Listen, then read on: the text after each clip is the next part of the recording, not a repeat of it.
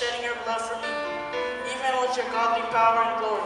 I am not worthy of your love, Lord, and yet you still sacrificed yourself for me.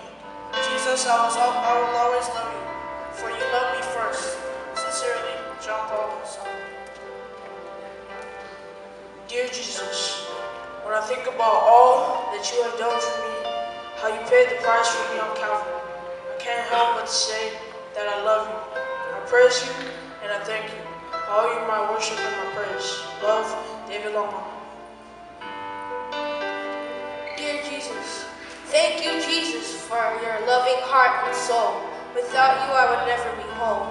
Thank you for suffering so we can be free. Lord, I love you with all of my heart, no matter what tries to bring us apart. Even though we didn't deserve it, you gave us a second chance. Amen. Nobody else is like you. Thank you for your miracles, Jesus. Most of all, thank you for spreading your mighty word. Without it, I would have never known you. I will not trade you for anything in this world. Eleai semea inanei lalolani na tesuia oe.